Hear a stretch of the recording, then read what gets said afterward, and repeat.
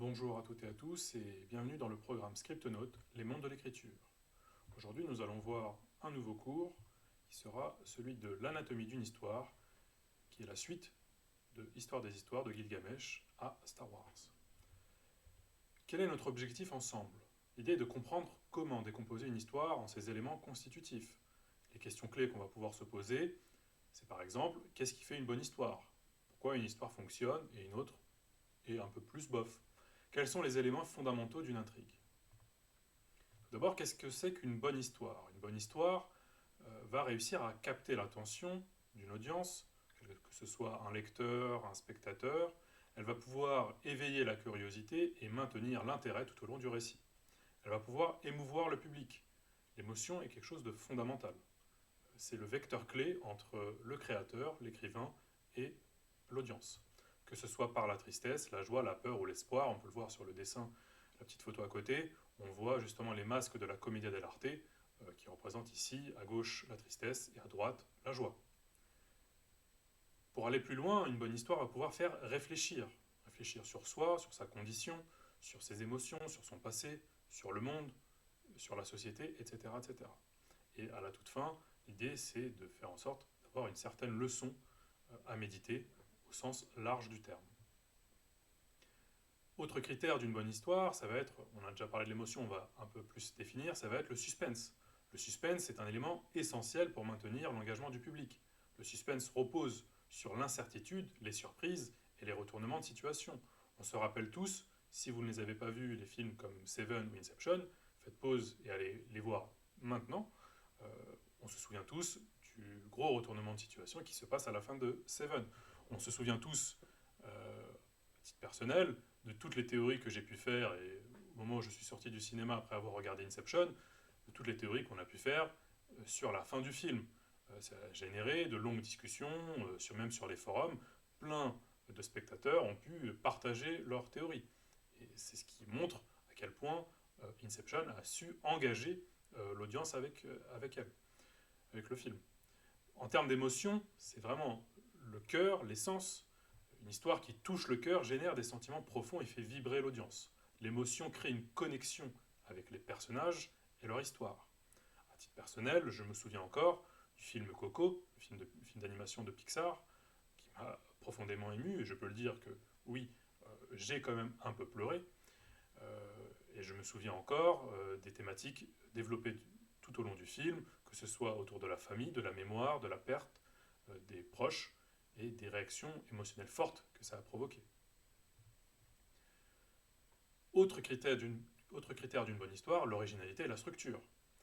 On va voir que globalement, les schémas narratifs se ressemblent de film en film. Vous avez peut-être dû sentir auparavant que là, ce film-là, il me fait penser à un autre film.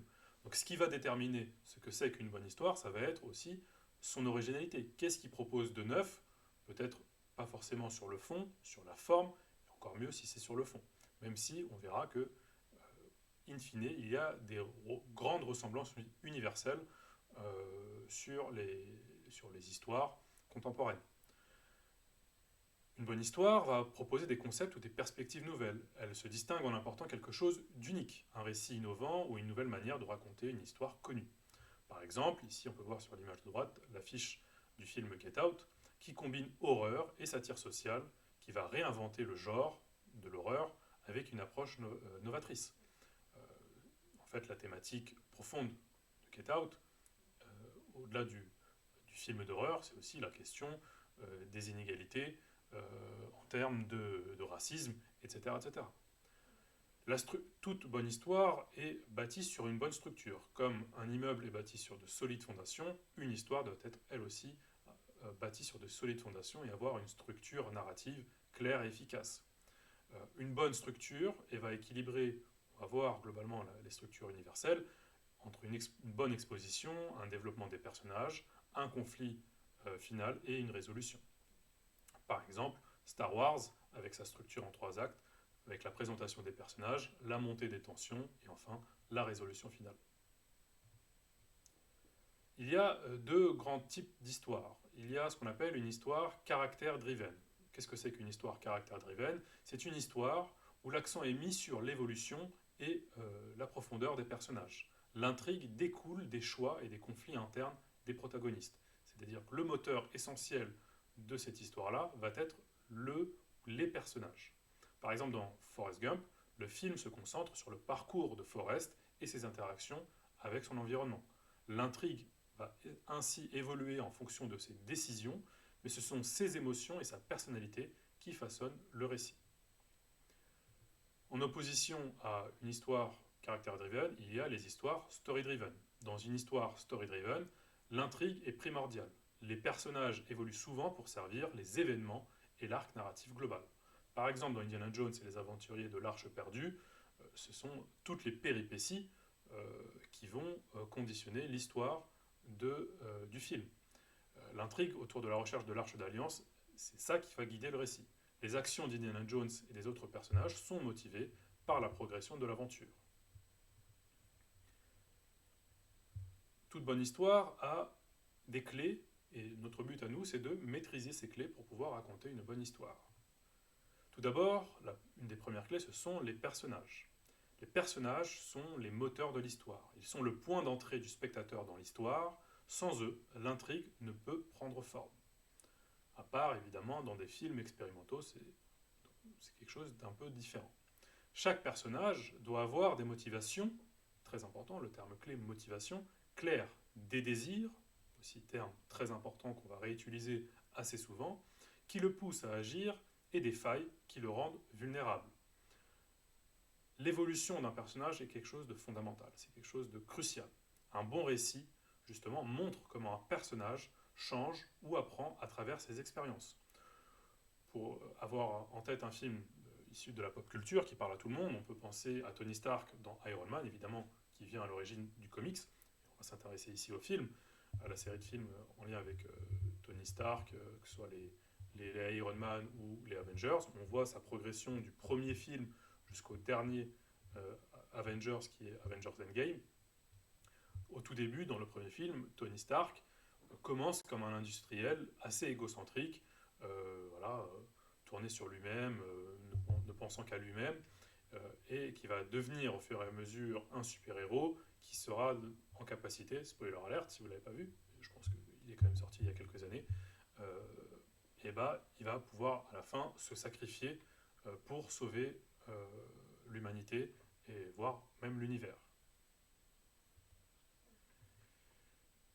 Comme on l'a dit, les personnages sont les moteurs de l'histoire et il y en a deux types qui sont en fait les plus importants. Il y a tout d'abord le protagoniste.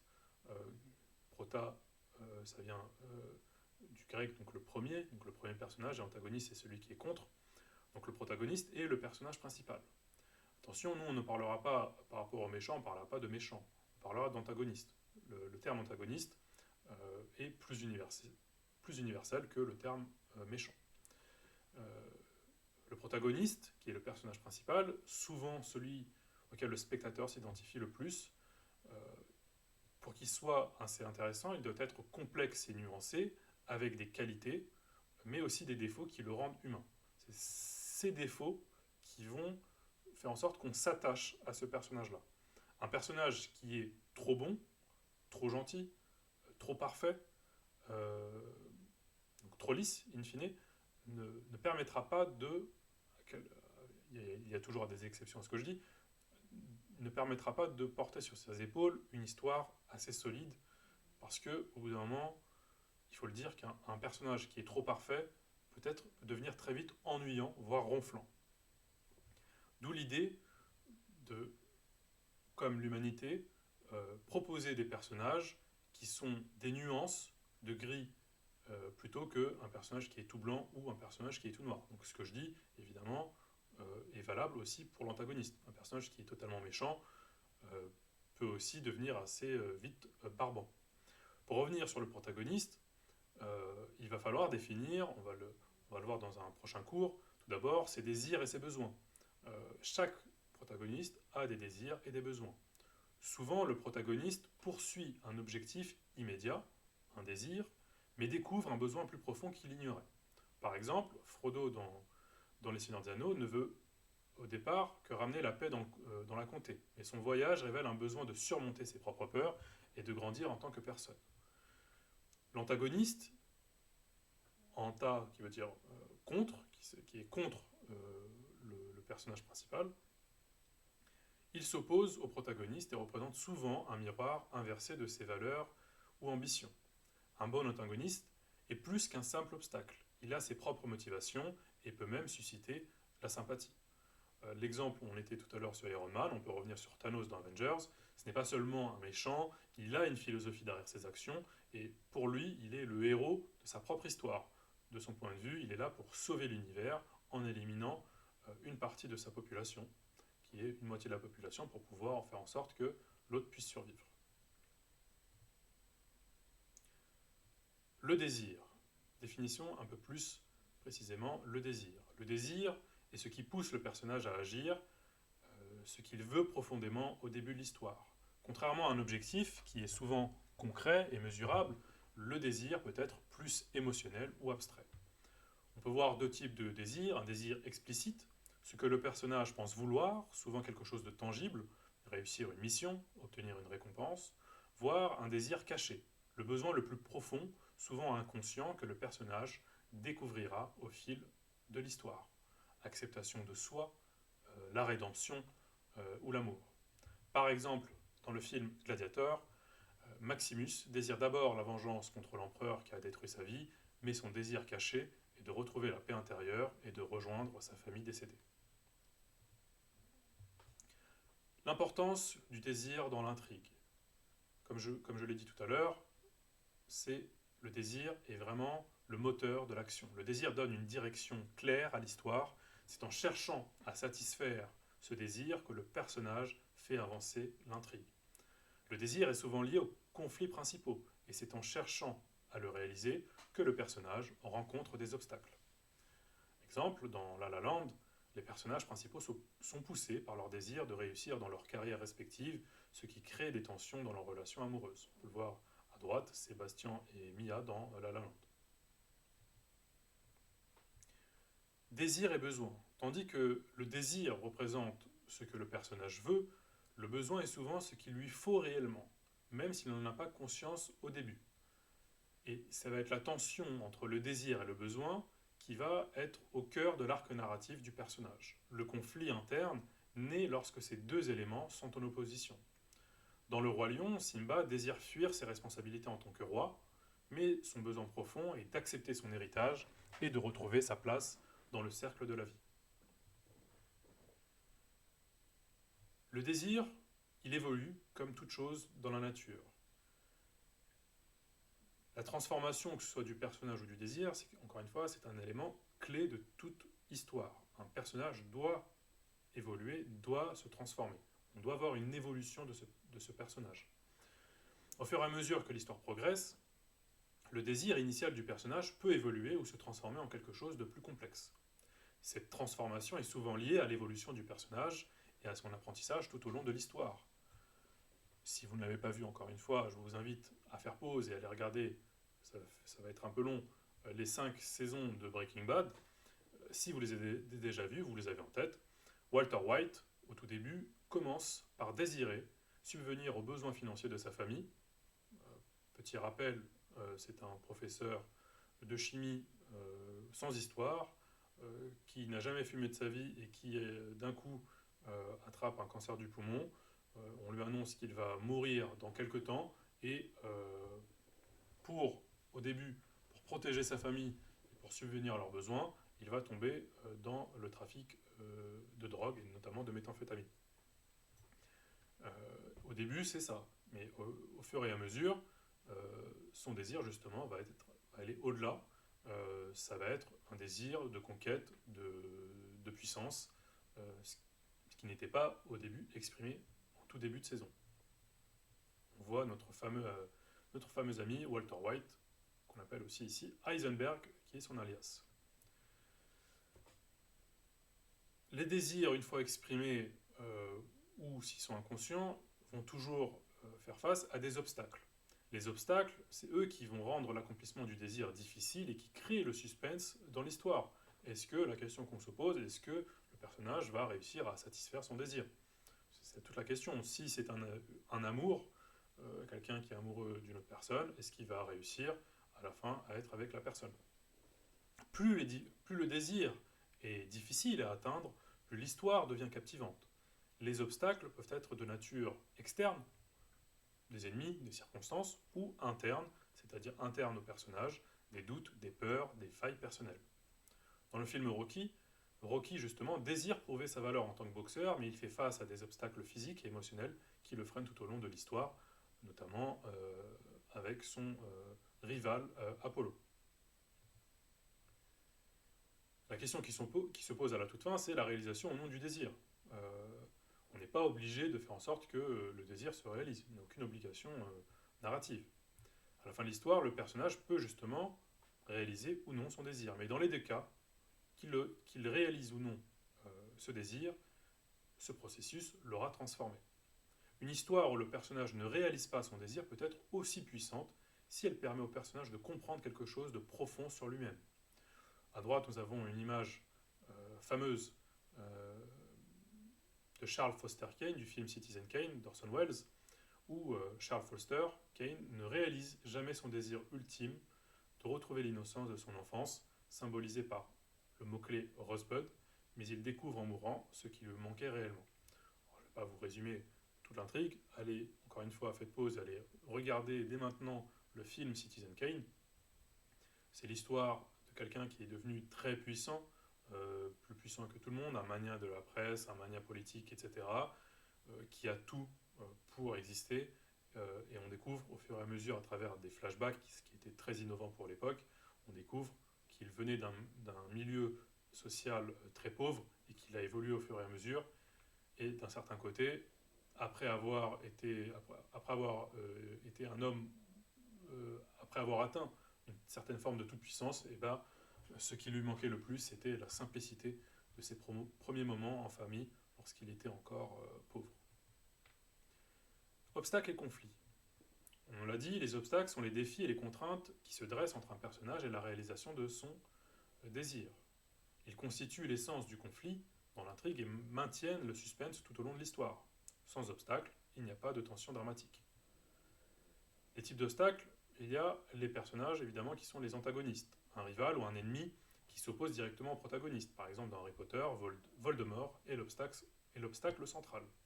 Il y a des obstacles extérieurs, des événements extérieurs incontrôlables, tels que des catastrophes naturelles, des accidents ou des guerres. Dans Titanic, le naufrage du paquebot est l'obstacle majeur. Il y a évidemment, qui sont tout aussi intéressants, voire parfois plus intéressants, ce sont les obstacles internes, c'est-à-dire internes au personnage. Les peurs, les doutes et les conflits internes du personnage. Ces limitations personnelles l'empêchent d'avancer et créer un voyage de transformation. Par exemple, dans le film d'animation Inside Out, ou en français Vice Versa, Riley doit surmonter ses émotions conflictuelles. On voit à droite ici la catastrophe comme obstacle extérieur dans Titanic. Évidemment, ce n'est pas que ça dans Titanic. Il y a aussi des obstacles. L'idée évidemment est toujours de combiner les deux, obstacles extérieurs avec obstacles internes. L'importance des obstacles. Ils forcent les personnages à évoluer, à faire des choix difficiles et à faire preuve de courage ou de résilience pour atteindre leurs objectifs. C'est en surmontant ces obstacles que les héros grandissent. Dans le film Mad Max Fury Road, les obstacles sont à la fois physiques et psychologiques. Les héros doivent surmonter des poursuites intenses dans un désert hostile, des pénuries d'eau et des batailles contre des clans armés, tout en affrontant leurs propres peurs et traumatismes, notamment que ce soit Mad Max ou que ce soit le personnage de Charlize Theron. Le conflit. Le conflit, c'est le cœur de toute intrigue. Il est ce qui maintient l'intention du spectateur. Sans conflit, il n'y a pas d'enjeu, et sans enjeu, il n'y a pas d'histoire. Le conflit pousse les personnages à se remettre en question et à révéler qui ils sont vraiment. C'est souvent à travers les conflits que les personnages évoluent. Par exemple, dans Inception, le conflit interne de Cobb réside dans sa culpabilité liée à la mort de sa femme, tandis que le conflit externe concerne le vol d'idées dans les rêves. On voit sur l'image de droite le personnage de Cobb, incarné par Leonardo DiCaprio, ici en plein doute avec sa fameuse toupie. Les types de conflits, on en a un peu parlé, il y a les conflits internes, les conflits externes. Conflit interne, c'est un conflit, comme on l'a dit, c'est un conflit émotionnel ou psychologique au sein même du personnage, comme par exemple des dilemmes moraux, des peurs profondes ou des failles personnelles. Un conflit interne bien développé donne de la profondeur au personnage et rend l'histoire plus personnelle et engageante. Dans le film The Dark Knight de Christopher Nolan, Batman est tiraillé entre sa volonté de protéger Gotham et son désir d'arrêter, d'être un justicier et pourquoi pas de retrouver son amour. Les conflits externes, ils se manifestent à travers comme on l'a dit, des obstacles physiques ou sociaux, des adversaires, des forces de la nature, des normes de la société ou même des catastrophes naturelles. Dans Interstellar, le conflit externe est représenté par la survie de l'humanité dans un environnement cosmique dangereux avec des conflits personnels entre les personnages. Sur l'image de droite, on retrouve notre ami Bruce, où il fait face, il y a à la fois dans le même plan Bruce Wayne et la silhouette de Batman. C'est toute l'opposition, toute la tension qui se crée entre les deux faces de la même pièce. La question, qui est l'incarnation de l'autre? Est-ce que le véritable personnage, c'est Bruce Wayne, ou est-ce que le véritable protagoniste, c'est Batman? Quelle est l'image de l'autre? On a parlé de structure, donc on va ici s'intéresser au schéma narratif classique. On va faire un peu de rappel historique parce que tout ça remonte à très loin. On va parler d'Aristote et de son fameux livre qui s'appelle La Poétique, qui malheureusement ne nous est pas arrivé entier depuis l'époque. Alors qui c'est Aristote? Aristote est un des principaux philosophes grecs du IVe siècle avant Jésus-Christ, et il a travaillé globalement sur tout. Il a travaillé, on va le voir, sur les structures narratives, il a travaillé évidemment sur la philosophie. Toute la philosophie, la pensée occidentale découle d'Aristote, et il a travaillé sur d'autres choses. À l'époque, les philosophes étaient à la fois philosophes, scientifiques, dramaturges, et donc il a travaillé aussi sur la biologie et sur la classification animale des différentes espèces. Donc c'est un sacré cerveau. Parmi toutes ces œuvres, il y en a une qui nous est arrivée, qui n'est malheureusement pas entière, qui s'appelle La Poétique. Dans cet ouvrage, il établit justement les fondements de la narration, soulignant l'importance de la structure pour créer une œuvre cohérente et émotive. Quels sont les principes clés? Aristote définit des éléments tels que l'intrigue, le caractère, le thème et le spectacle qui restent pertinents dans l'analyse des récits contemporains. La citation qui est la plus importante, qu'il faut garder en tête, quel que soit le type d'histoire sur lequel on va se lancer, c'est celle-ci, c'est que un tout, dit Aristote, c'est ce qui a un commencement, un milieu et une fin. Voilà la structure narrative universelle de toute histoire. Un début, un milieu et une fin. On peut voir sur la droite une statue représentant Aristote. Et n'hésitez pas évidemment à vous intéresser à Aristote à travers sa philosophie, qui est toujours plus actuelle, d'autant plus qu'il est le disciple d'un autre grand philosophe, Platon, qui était lui-même le disciple de Socrate. Donc c'est une grande génération de philosophes. Donc on a dit que le schéma narratif classique était en 3 parties, globalement un début, un milieu et une fin. On va approfondir cette approche-là et on va voir une structure en 5 parties. Tout d'abord, il y a l'introduction. On commence, vous voyez sur le petit dessin ici à droite, il y a une introduction, une situation initiale. On va pouvoir présenter des personnages et le début d'une intrigue. On va situer le contexte, où est-ce qu'on est, à quelle année, dans quelle géographie, dans quelles règles sociales, quels sont les protagonistes, etc.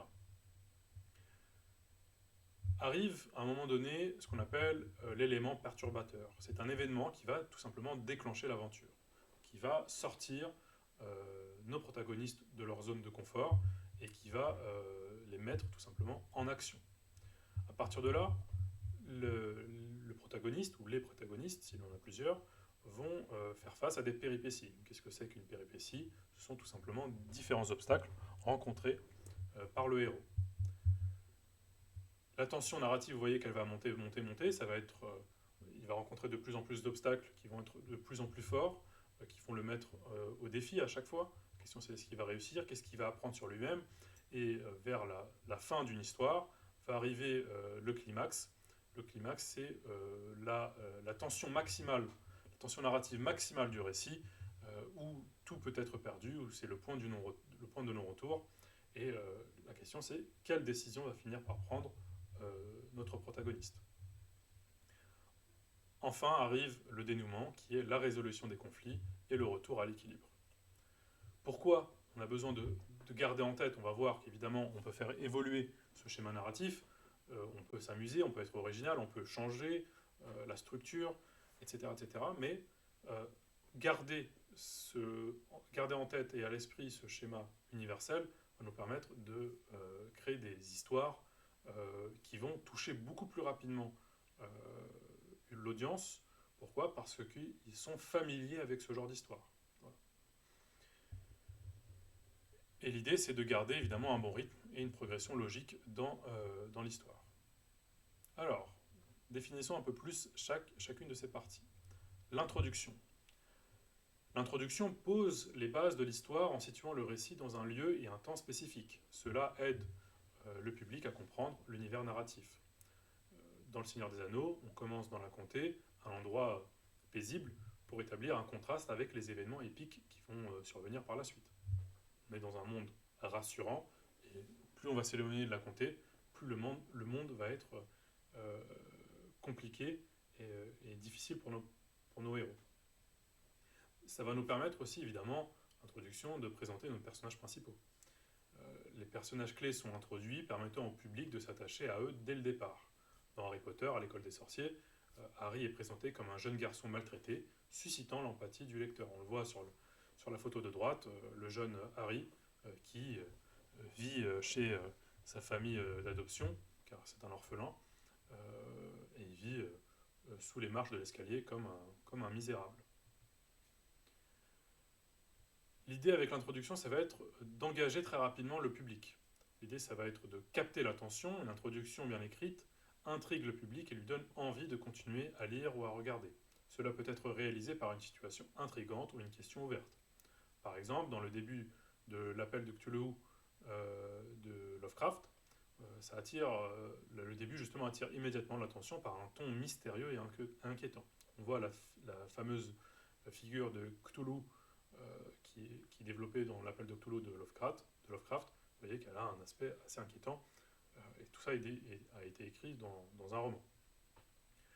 L'idée, ça va être de parler à l'investissement émotionnel de l'audience. L'introduction doit établir une connexion émotionnelle. Encore une fois, la clé, c'est l'émotion, rendant le public concerné par les défis et les désirs des personnages.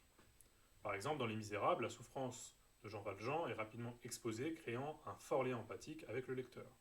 Vous savez, comme on dit, on se fait un avis sur quelqu'un, une personne humaine que vous rencontrez pour la première fois, durant les premières secondes. C'est pour ça qu'une bonne introduction doit être travaillée avec soin, parce que c'est ici qu'on va se dire, est-ce que je continue à regarder tel film, ou est-ce que je continue à lire tel livre? Si je n'ai pas réussi à capter l'attention très rapidement de l'audience, en tant qu'auteur, je peux dire d'un certain côté, j'ai échoué. Et rassurez-vous, en tant qu'auteur, en tant qu'écrivain, on échoue très régulièrement et on avance de son point de vue-là. Échouer n'est pas quelque chose de définitif. On échoue et on s'améliore, mais surtout en tant qu'auteur. On peut avoir ici un exemple d'introduction réussie.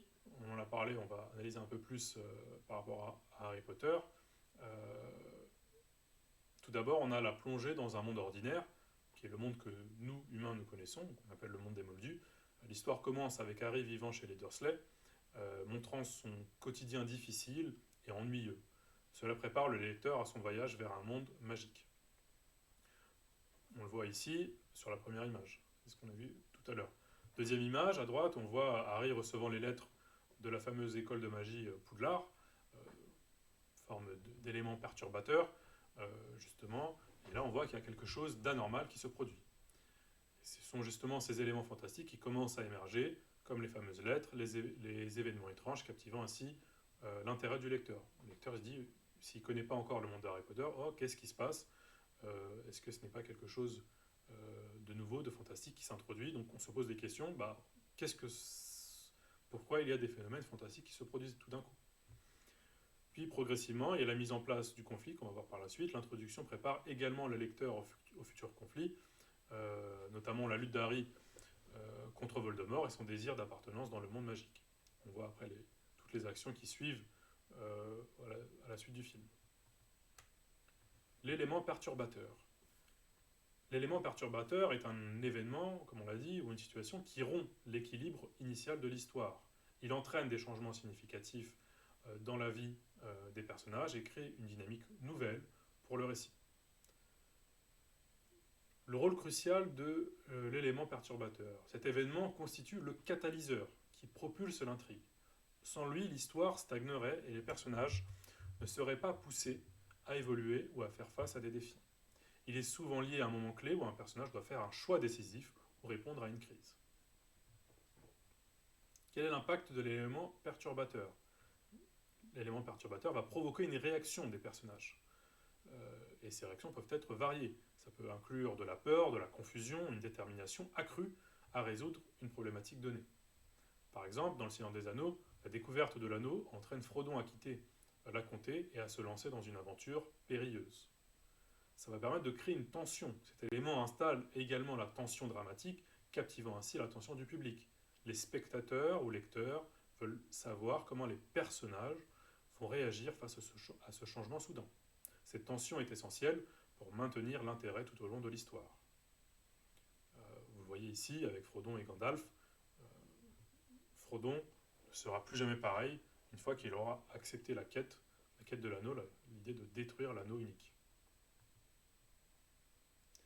L'anneau de Frodon, quand il le découvre, quand l'anneau est découvert par Frodon, c'est l'élément perturbateur central. Cet objet apparemment banal au départ, un simple anneau, s'avère être la clé de conflits majeurs entre les forces du bien et du mal. Conséquence immédiate, c'est qu'après avoir découvert l'anneau, Frodon est confronté à une décision cruciale, rester dans la sécurité de la comté ou s'engager dans une quête dangereuse. Cette décision change à tout jamais le cours de sa vie, comme on l'a dit, et celle de ses amis. Ça va permettre aussi d'élargir l'intrigue. L'élément perturbateur ouvre également la voie à une multitude de personnages et de sous-intrigues, introduisant des thèmes de camaraderie, de sacrifice et de lutte contre le mal, enrichissant ainsi l'ensemble de l'œuvre. Je vous rappelle que le premier tome de Seigneur des Anneaux s'appelle La communauté de l'anneau, c'est-à-dire la constitution d'une équipe, entre guillemets, une équipe d'élite pour pouvoir détruire l'anneau. Et sans cet élément perturbateur, il n'y aurait pas de communauté de l'anneau. Les péripéties, comme on l'a dit, ce sont des événements clés qui surviennent tout au long de l'histoire, des moments décisifs qui ajoutent de la complexité et de l'intérêt à l'intrigue. Quelles sont les caractéristiques des péripéties? Elles peuvent impliquer des actions, des révélations ou des changements de circonstances qui influencent les personnages et leurs relations. Les péripéties sont souvent marquées par des conflits qui mettent les personnages à l'épreuve. Quel rôle aux péripéties? Ajouter du suspense et de la tension. Les péripéties créent des moments d'incertitude, poussant le public à s'interroger sur la suite des événements, et ce suspense est essentiel, encore une fois, comme on l'a dit au tout début, pour maintenir l'intérêt du lecteur ou du spectateur.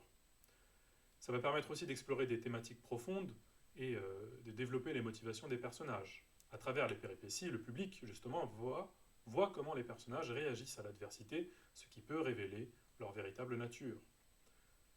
On revient à ce terme clé, j'insiste, la transformation des personnages. Les péripéties contribuent à la transformation des personnages, les obligeant à évoluer, à prendre des décisions difficiles et à affronter leurs peurs.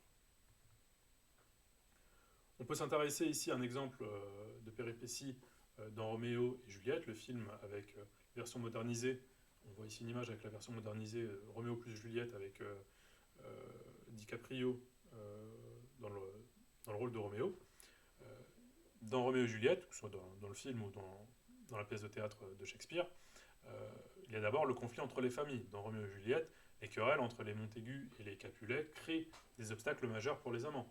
C'est le début de l'histoire, ce sont deux familles ennemies, où deux personnages, Roméo et Juliette, qui viennent des deux familles différentes, tombent l'un et l'autre amoureux, d'où le début d'une tragédie. Et c'est ce constat de base qui va nourrir l'intrigue et intensifier le drame.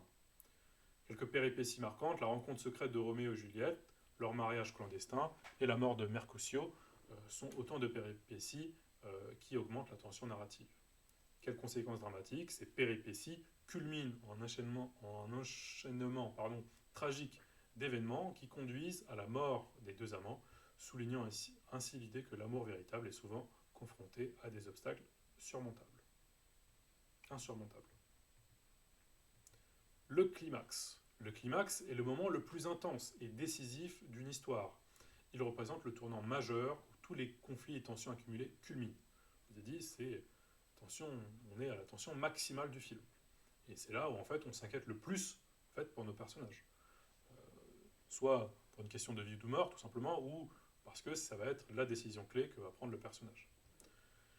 C'est souvent marqué par un événement clé ou une révélation qui change la dynamique de l'intrigue. Le climax est, terme clé encore une fois, le point de non-retour pour les personnages, où leurs choix et actions déterminent l'issue de l'histoire.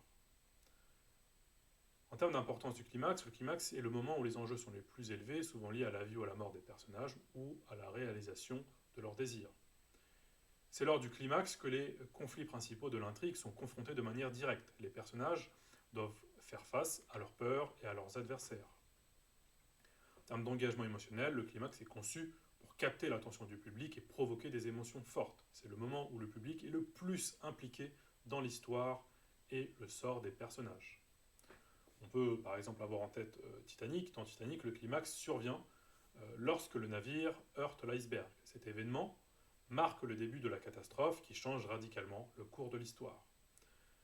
Les tensions entre les personnages ainsi que la lutte pour la survie atteignent leur paroxysme. Les choix des personnages dans le film Titanic de James Cameron deviennent cruciaux à ce moment-là, influençant leur destin. En termes d'impact émotionnel, ce climax déclenche une réaction émotionnelle intense chez le public. On a tous été effrayés. Qu'est-ce qui va se passer? On avait au tout début une histoire à la Roméo et Juliette, assez charmante, mais là ça devient un Roméo et Juliette dans une situation de crise assez dramatique, voire tragique.